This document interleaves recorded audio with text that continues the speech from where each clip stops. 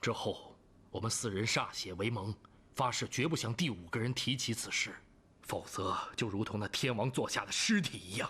一晃，20年过去了，我以为此事也会像天王座下的尸体一样，随我们一起埋进坟墓。直到我发现了这个。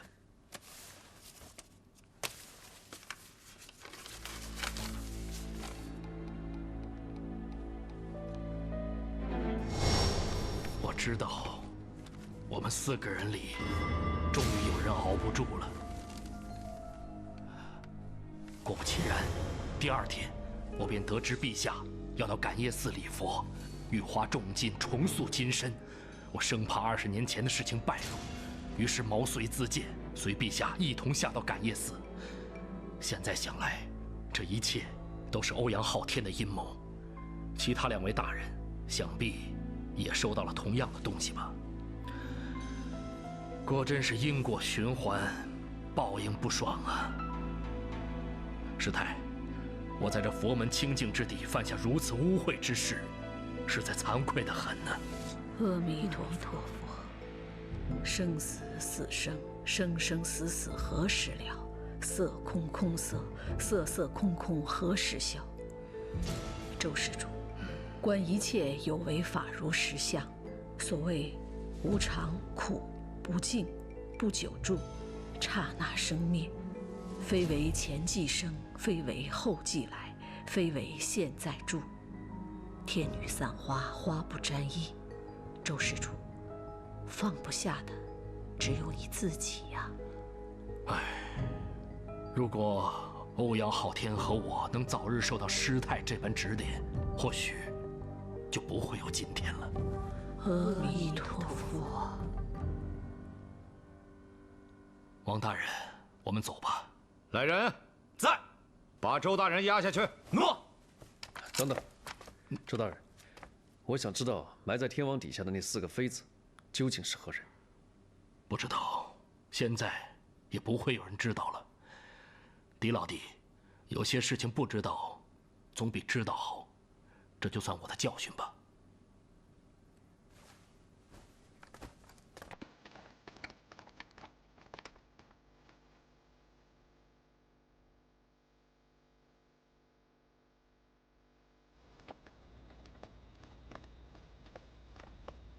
哎呀，可算是破案了，今天总算可以好好睡一觉了。不过我完全没有想到，你们2个居然可以一唱一和，一起破案。哎，姑娘，你可千万不要误会啊，我俩并没有联手破案，只是碰巧了，意见相同而已。到底是谁？喂，什么到底是谁啊？哎呦，一个人想什么呢？很痛啊，你知不知道？莫非你还在想20年前的案子吗？那个周道说话不尽不实的，我总觉得他掩盖了一些很重要的东西，还有很多谜底没解开呢。我想明天禀明皇上，把天王底下的尸体挖出来，看看有什么可以证明他们的东西。哎，既然此案已经告破了，与此案无关的事情，你又何必再节外生枝呢？你不觉得那4个妃子死得很惨呐？如果到最后还不能确认他们身份的话，岂不是很可怜吗？哼，说了半天还是为了女人啊？这跟女人有什么关系？怎么会没关系啊？你想一想，如果那下面埋的是4个男的，你还会那么有热心吗？好像有点道理啊。好了，那个李婉清，啊，总算我们也是还了他一个清白，所以呢，本大小姐今天也决定要大方一点，陪你们去看望看望他。啊，不过我看你不去看，走啊。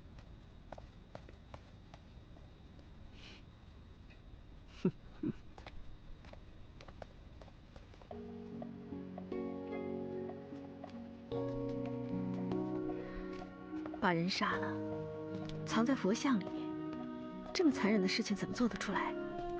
简直就是不可思议，完全不可以想象。欧阳昊天是跟先帝打天下的老将，久经沙场，这件事情对他来说，简直就是小菜一碟。狄公子，哎，可否拜托你一件事？请讲。四位妃子的事，常年被压在天王之下，甚是可怜。可否请你向皇上禀报，让他们入土为安？完全没问题。谢谢。不客气，不客气。婉清姑娘，我觉得你好善良啊，哪像有的人啊，一天到晚只知道找证据啊，找证据，找证据啊，找证据啊。什么事啊？没事。婉清姑娘，你心眼好，菩萨一定会保佑你。可能我从小就是孤儿，自幼在感业寺长大，所以才会感触比较深吧。不许去！原来婉清姑娘，你从小就进感业寺了。师太说，把我捡到的时候，还不到3个月，瘦瘦小小的。小虎啊，怎么回事啊？干嘛老提人家不开心的事儿，对不对？啊，没什么。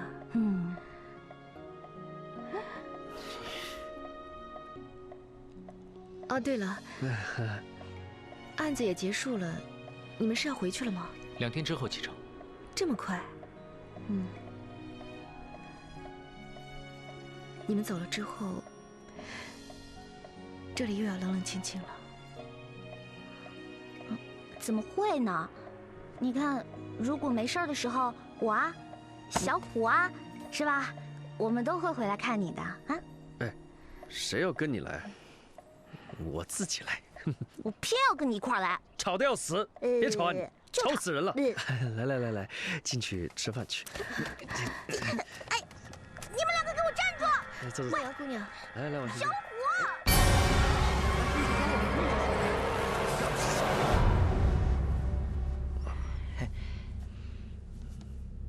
少爷，舒服不？舒服。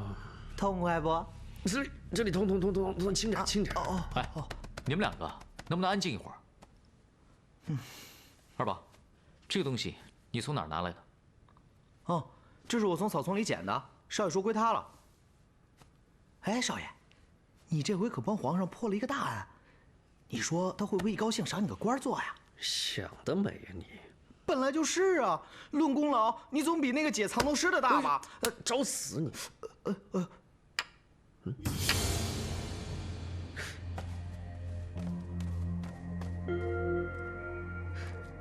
怎么能贴在一起？有机关吗？好像是，可这个跟案件有什么关联吗？哎呀，我说你们别老疑神疑鬼的好不好？感觉什么都跟案件有关联。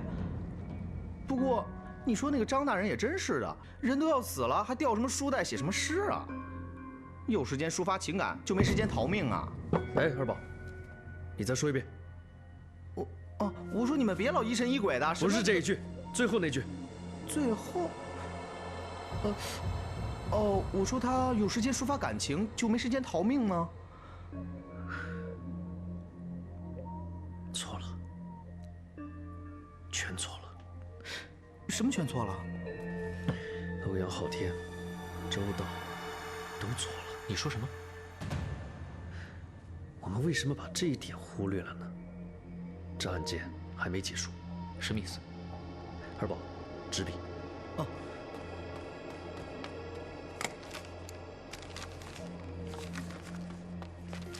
我们重新梳理一下案子。在第一个案子里，左将军赵双全死于密室。死的时候，所有人都有不在场的证人，除了张进鹏。但现在已经知道他不是凶手。在第二个案子里，死者称自己知道谁是凶手，但在指认凶手之前，却被杀了。在这个案子里，凶手利用下雨和脚印，制造了不在场的证人，延迟了杀人时间。在这个案子里，我们所有人都有杀人的可能。然后我们在死者身上发现了蕴含凶手名字的藏头诗，我们就确定凶手是欧阳昊天。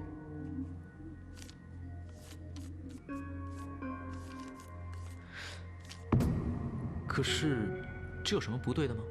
但是，我们即将逮捕欧阳昊天之前，他被周道所杀。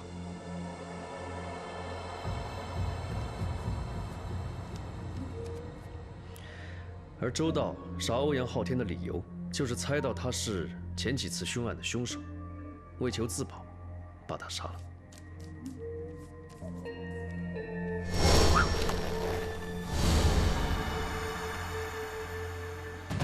你们看，有没有发现不对劲的地方？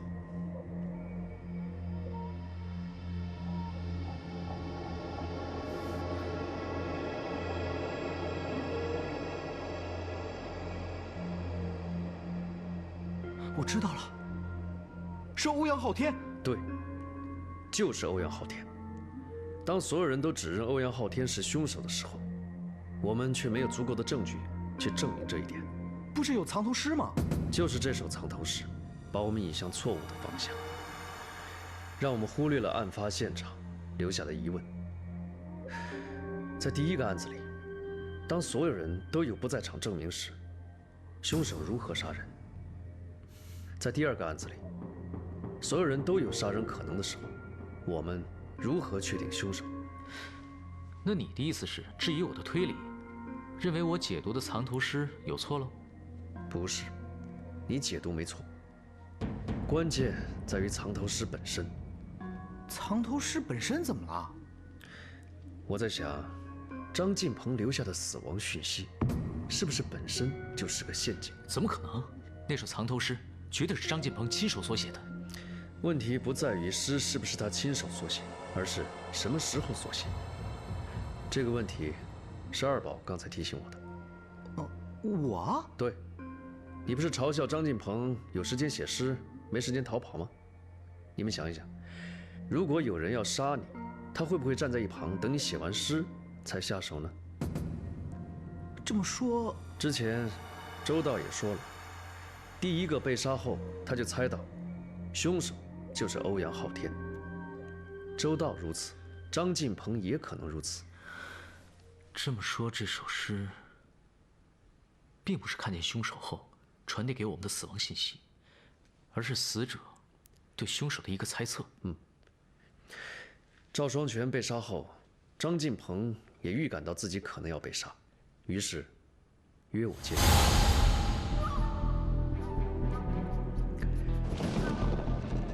他怀疑欧阳昊天就是凶手，所以匆匆把他的名字写成藏头诗。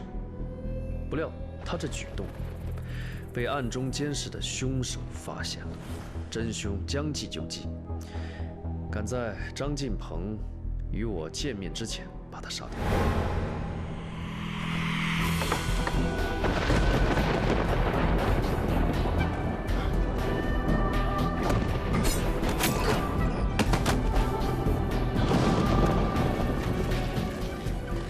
并成功将杀人的罪名推到了欧阳昊天身上，正是如此。可是，当年犯案的4个人，要么已死，要么被捕。那凶手到底是谁啊？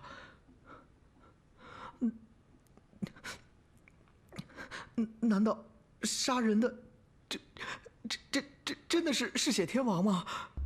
天王，谜一样的妃子，杀人动机，不该知道的事情，到底是什么呢？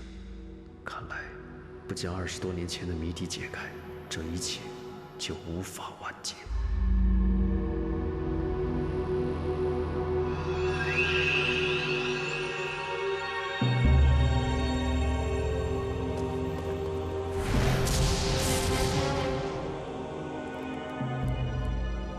参见主上。进来吧。谢主上。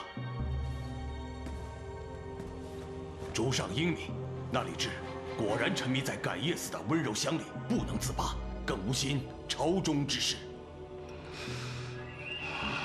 一群废物都离不了女人的裙子，李家的后人真让人汗颜呐！这感业寺最近闹鬼，跟随的大臣都相继毙命，大家都说是天王在杀人。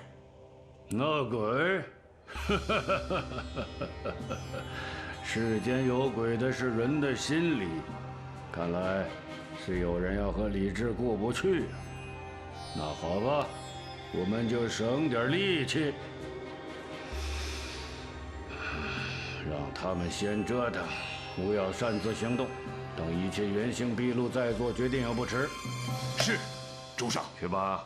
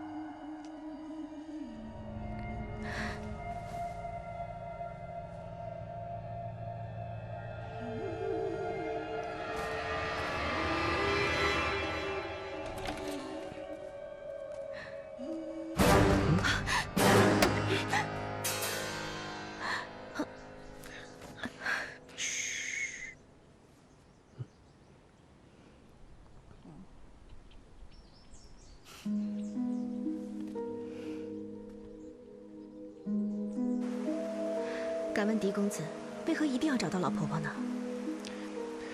与20年前案子有关的人，现在只剩她。若不解开妃子的死亡之谜，天王杀人也不会结束。可是，她是个疯婆婆，而且她说的话……哎，疯子说的话才能相信。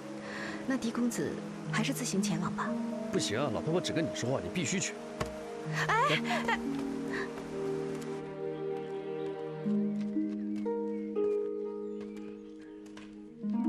等等，老婆婆不喜欢陌生人，所以你不要乱讲话，跟着我就好。好。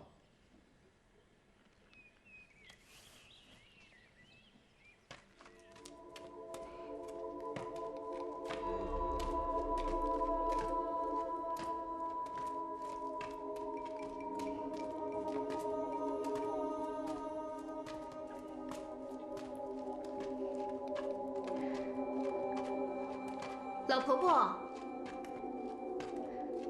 老婆婆，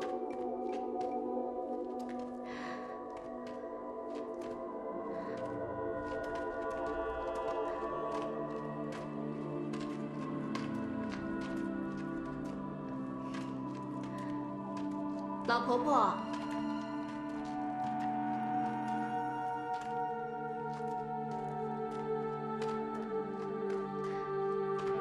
老婆婆。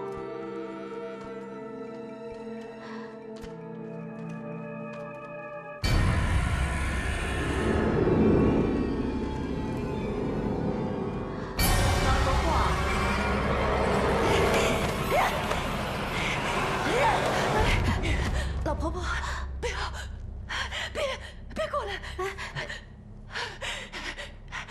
别杀我！老婆婆，别杀我！不要怕，是我。别杀我！老婆婆，别怕，我是婉清的朋友，我们之前见过的。婉清，是婉清的朋友。婉清好，婉清好。老婆婆，我们今天来是想问你一个问题，有关于天王。天王？对，就是天王殿里的天。天王殿里的天王会杀人的，外面的人杀掉，杀了，我看见了，把头砍了下来，杀了，都杀了。陪葬品，你们都是陪葬品，是诅咒，都得死，你们都得死，你们这帮贱人，反抗天王的人都得死，都得死。老婆婆，那谁是反抗天王的人呢？嘘，佛说不可说，不可说，不可说，不可说。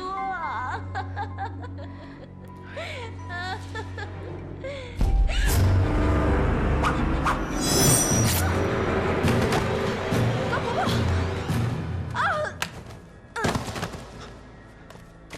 婉清，婉清，你怎么了？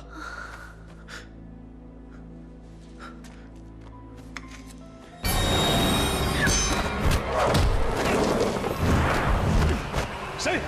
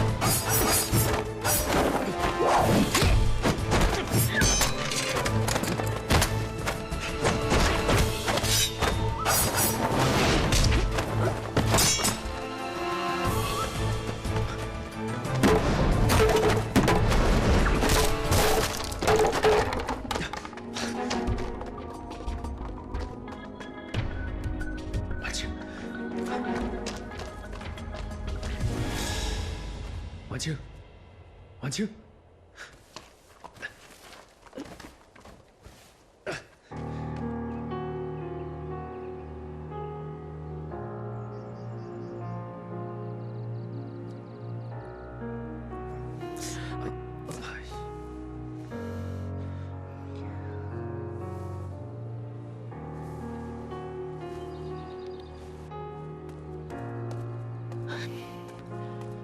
现在唯一的线索也断了，你说怎么办吧？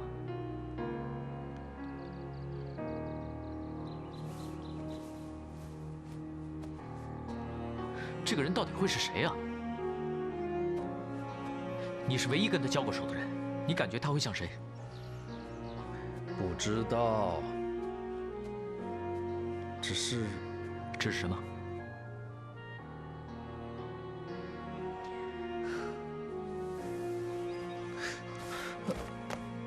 梦瑶，婉清怎么样了？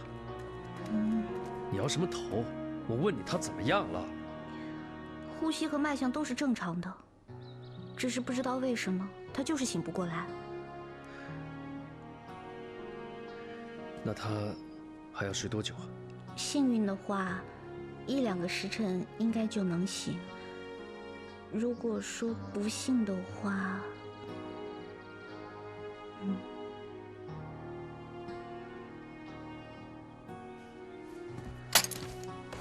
小虎，你去哪儿？小虎，你干嘛呀？让他静醒。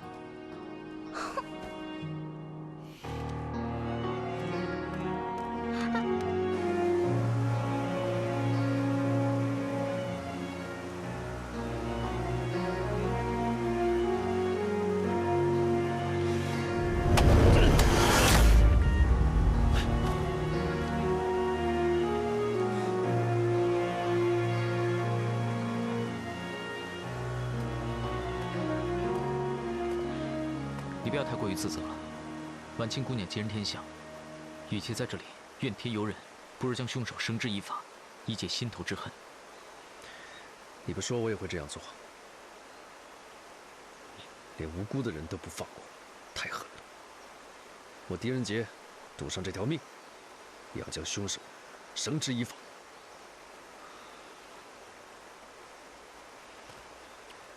王兄，之前与你抬杠，真是不好意思。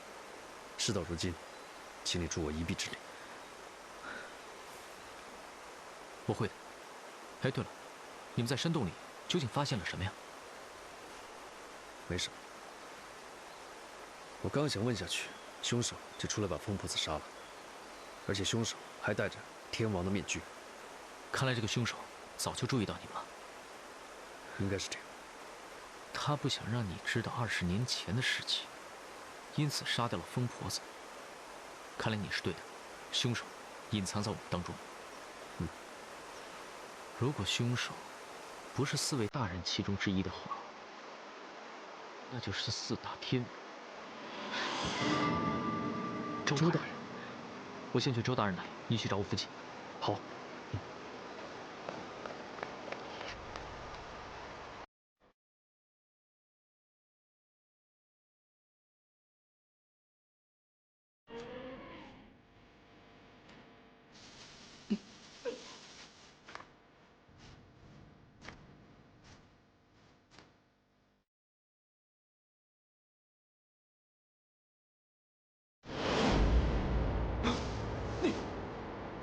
你不是死了吗？你是谁？你怎么进来的？你不要杀我！来人！来人啊！救命啊！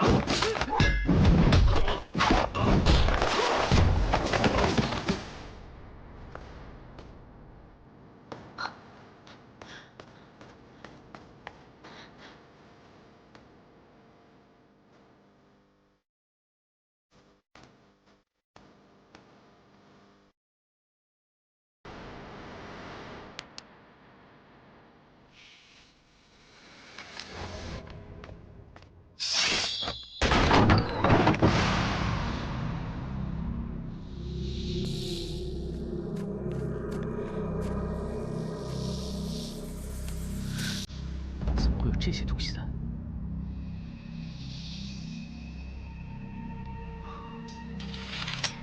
云峰，二宝，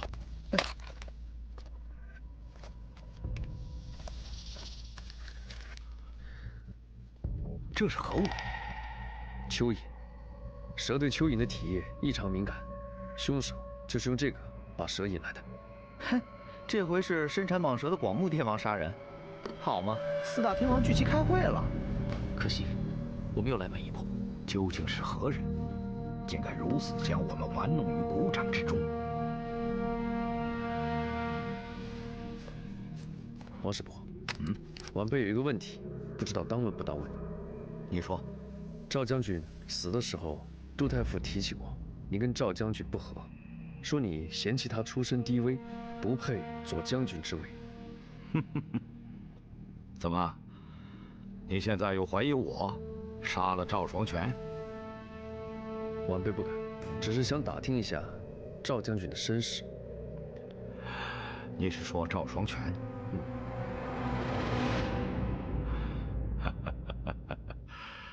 其实老夫很佩服他，这个人很不简单，颇能审时度势。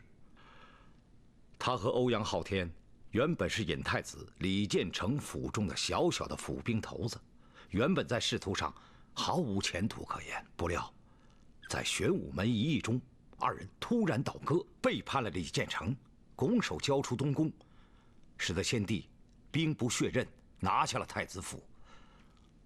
从此一战，二人成名，突然摇身一变，变成了先帝的亲信。从此以后，仕途平坦，步步高升。这么说，欧阳昊天和赵双全是李建成的旧部？确实如此。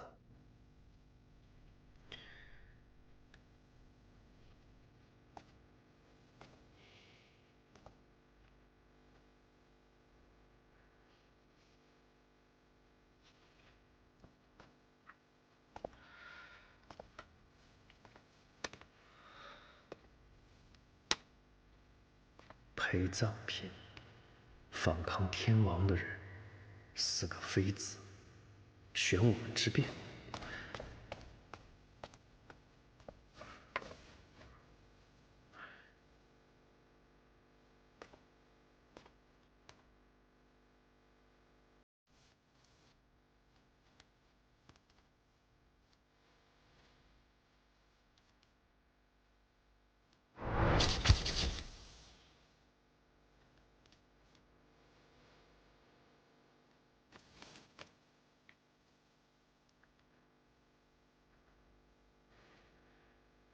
到底什么地方有些联系？正德9年，贞观元年。如果是这样，是这样。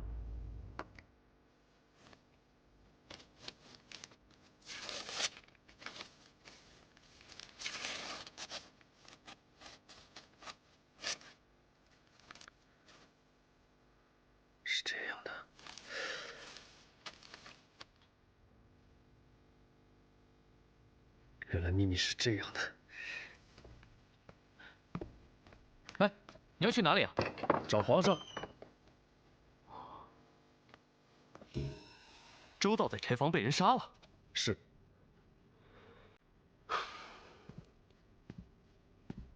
如此说来，你们怀疑这个凶手另有其人。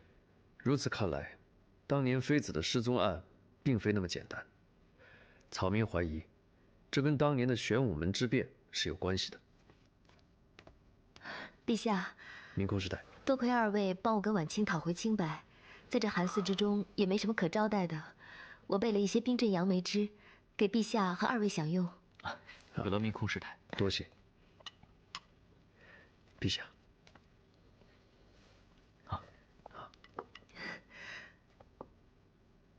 看来很好喝啊。难为小小的感业寺也藏得有冰啊。也算我嘴馋，平时也没什么偏好，就爱这个冰镇杨梅汁，所以每年都会备上一点。等等，不对。怎么了吗？冰。泥塑小鬼。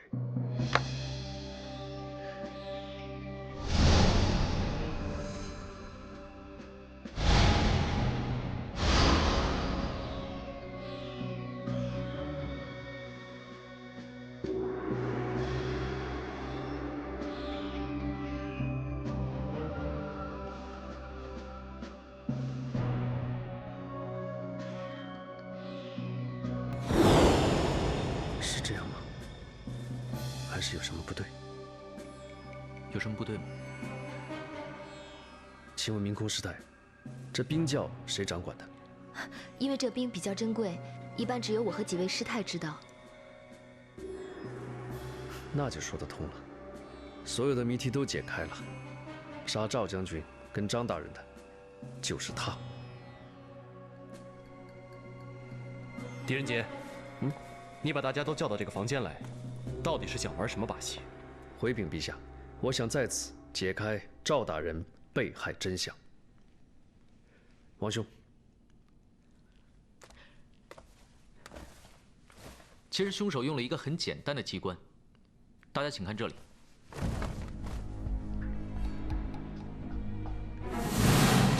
这是什么？大家可以把这个人偶想象成赵双全大人，凶手就是先用迷药把赵双全大人迷昏，然后再把这把剑架在这里，可以刺到他颈部的位置。凶手为什么要如此大费周章呢？就是为了制造不在场的证明。孟瑶，你还记得当时的情况吗？我记得当时我们听见房间里有东西撞碎的声音，后来我们几个人跑到赵大人的房间，可是房间里面除了已经被杀害的赵大人，什么人都没有。没错，我们一直以为凶手在杀人时不小心打碎了陶罐，所以我们把陶罐破碎那一刻，拥有不在场证明的人都排除在疑凶之外。但实际上，陶罐破碎之时，凶手已经不在场了。什么？凶手把迷昏的赵大人搬到这里，又用小鬼固定好道具，等时辰一到，陶罐就会自动落下。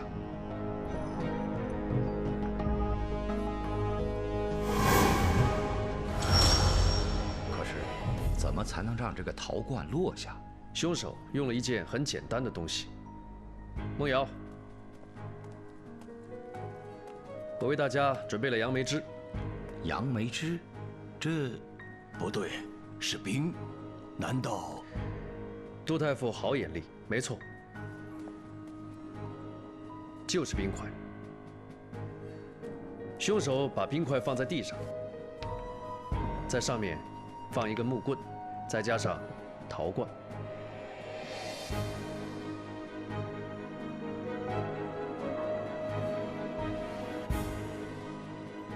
等冰块渐渐融化，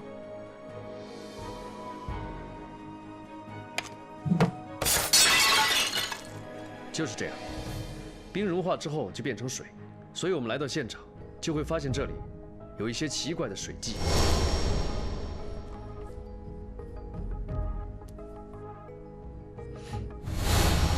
可是照你这么说来，任何人都有可能设这个机关，害死赵大人。可以说是，也可以说不是。此话怎讲？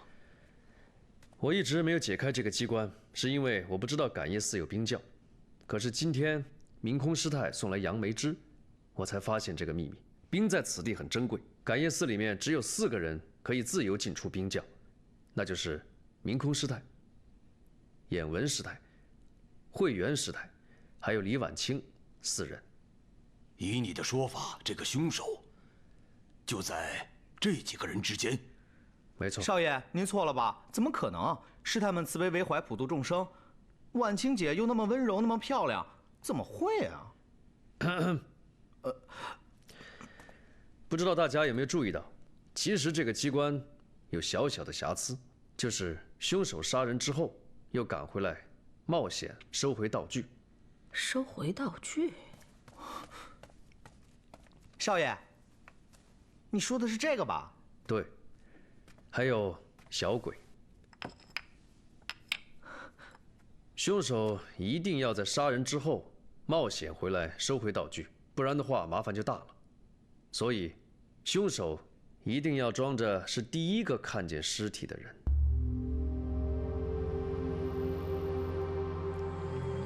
这怎么可能呢？所以，你就是真凶。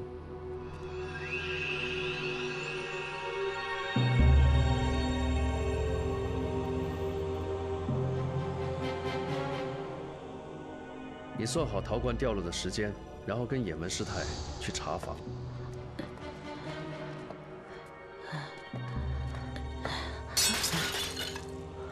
怎么了？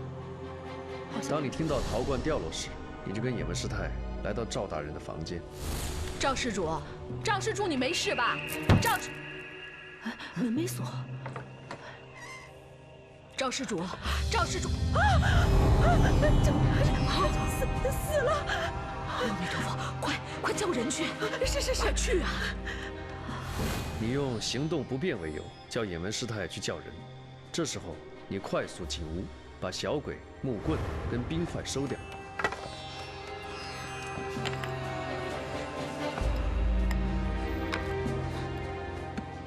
本来你想把水迹都抹去，但是我跟元芳已经来到，不得已，你只好将水迹留在地上。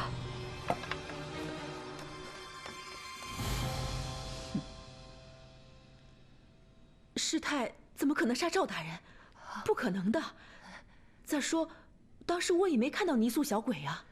眼纹师太，你仔细想想，是你没看到，没留意到，还是被吓到根本没去看？这真的记不清了。不，这不可能。陛下一定是弄错了。师太她身体不好，腿脚也不方便，就算第一个案件她勉强能完成，那第二个呢？再说，婉清被一个黑影打倒，凶手又逃走了。以师太来说，她根本不可能做到的。对呀，这泥塑小鬼是从何处寻来？怎么就见得他是凶案现场之物？狄仁杰，这2点你如何解释啊？陛下，泥塑小鬼是我家家仆2宝在感业寺后院发现的。本来我以为是普通的玩偶，没有在意。但是元芳兄意外发现2个小鬼可以背靠背贴在一起，所以我就把这个跟案件相关联。